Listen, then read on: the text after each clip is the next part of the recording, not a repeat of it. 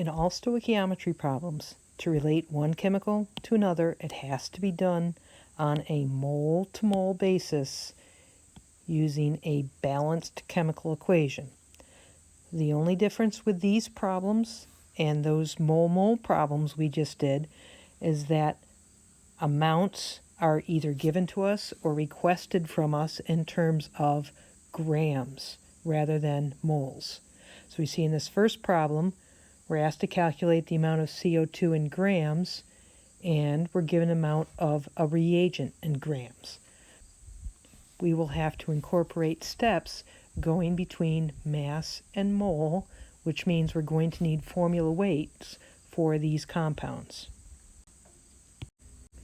I calculated the formula weight of magnesium carbonate as 84.31 grams per mole, and that of carbon dioxide as 44.01 grams per mole. Be sure to practice determining the formula weight from the chemical formulas, because you need to be fairly quick and efficient with this calculation so that you can move on to the stoichiometry. I'm going to start with the measured number I'm given in the statement of the question with its units, 15.6 grams of magnesium carbonate. And I need to convert this to moles of magnesium carbonate by using its formula weight. I'm going to use the formula weight of magnesium carbonate as a conversion factor. 84.31 grams of magnesium carbonate is equivalent to a mole of magnesium carbonate. And I know units of grams of magnesium carbonate have to be in the denominator so that I can cancel units of grams out. Now I know how many moles of magnesium carbonate I have. I can incorporate my mole-to-mole conversion factor using the balanced chemical equation.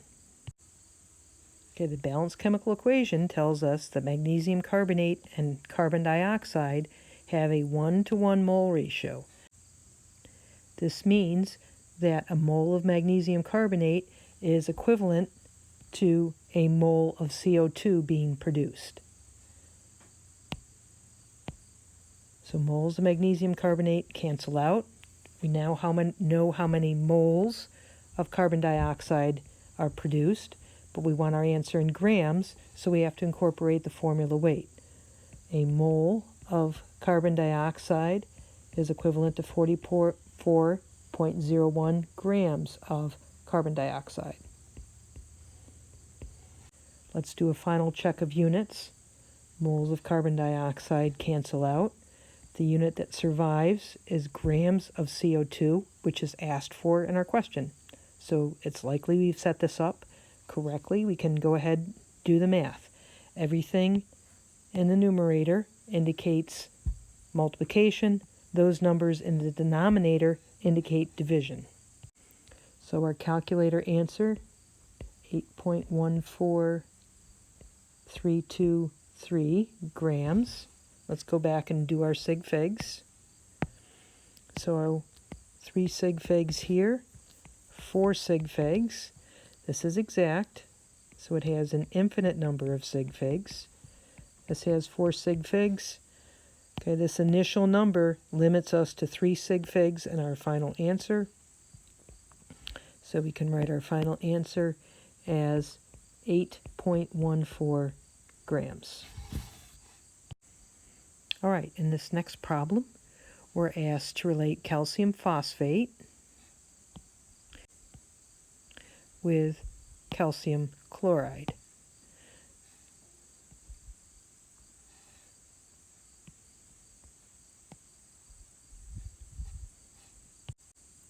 Note that the author gives us formula weight for all of these chemicals, so that's going to save us a little bit of time. As always, we're going to start with the measured number in the statement of the question, complete with its units.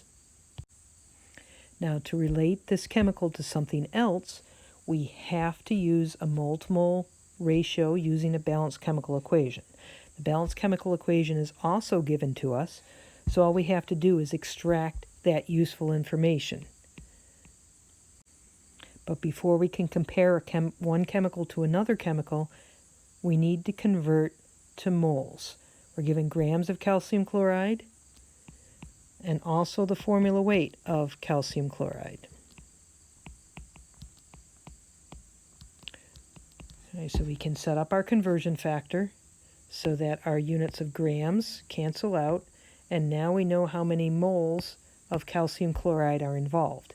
Now that we have moles, we can write our mole-to-mole conversion factor based on the balanced chemical equation. We know that we need to cancel out units of moles of calcium chloride. So moles of calcium chloride has to go in the denominator. We look up to our balanced chemical equation and we see the coefficient associated with calcium chloride is 3. So in the denominator, we have 3 moles of calcium chloride. We want to compare that to calcium phosphate. The coefficient associated with calcium phosphate is 1. So we've set up our mole-to-mole conversion factor so that moles of calcium chloride cancel. We end up with moles of calcium phosphate. Now the question is asking for grams of calcium phosphate, so we're going to have to use the formula weight to convert from moles to grams. Our formula weight tells us that a mole of calcium phosphate is equivalent to 310.2 grams of calcium phosphate. So moles of calcium phosphate cancel. We end up with units of grams, which is what we want in our answer. So we go ahead and get our calculator answer. Now we can go back to look at our significant figures.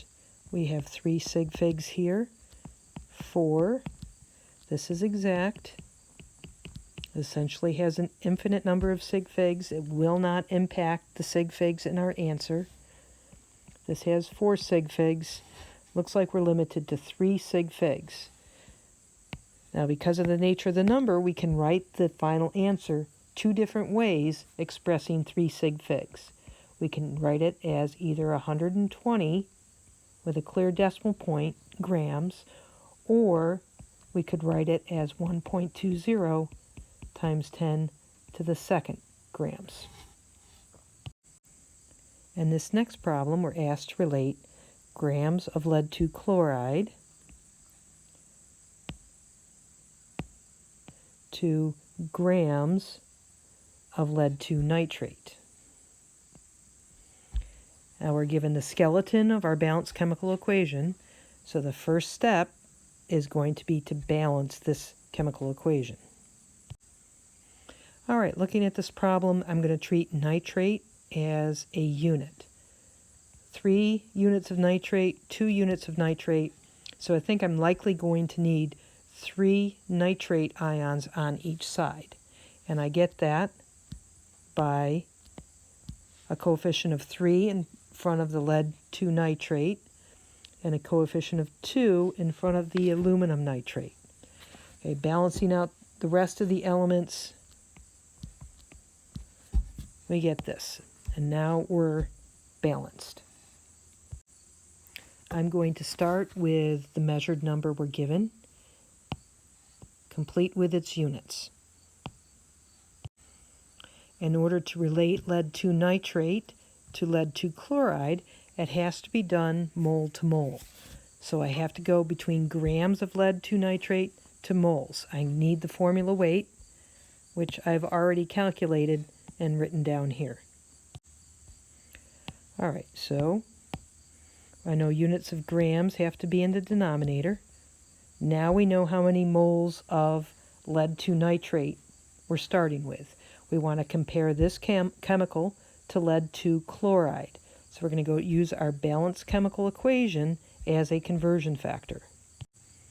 Our balanced chemical equation tells us that every 3 moles of lead nitrate is going to produce 3 moles of lead chloride.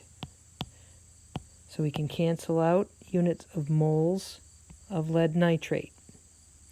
Now we want to calculate our grams of lead-2 chloride.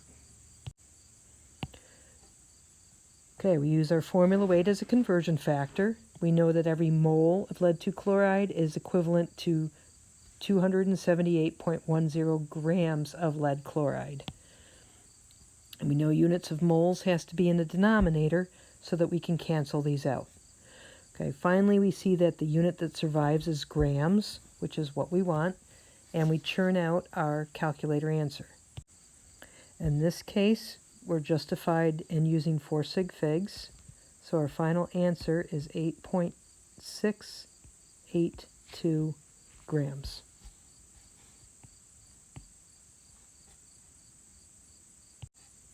In this last problem, we have to come up with a balanced chemical equation from the context.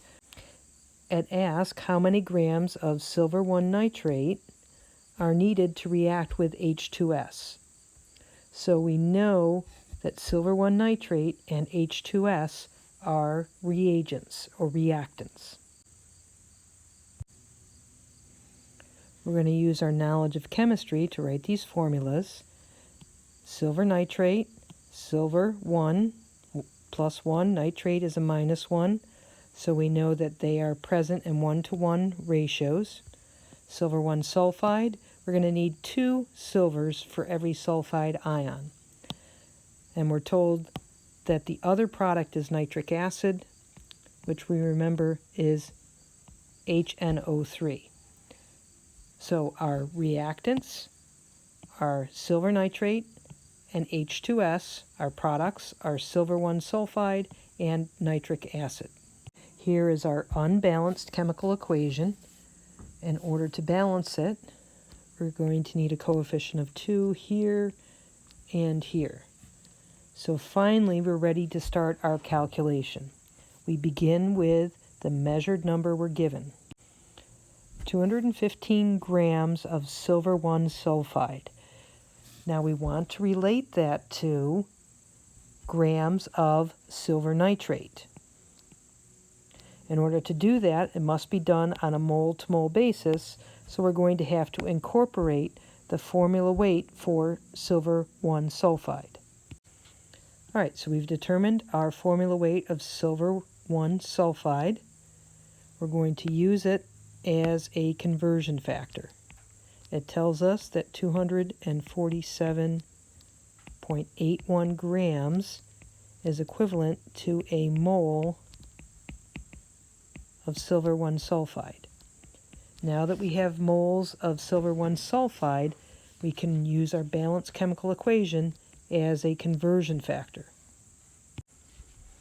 Here's our conversion factor.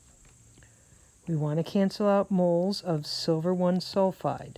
So we look up and we see silver 1 sulfide has a coefficient of 1 associated with it. That tells us every mole of silver 1 sulfide is going to require 2 moles of silver nitrate. So we can cancel out units of moles of silver 1 sulfide. We now know the moles of silver nitrate. We can use our formula weight of silver nitrate to calculate the grams.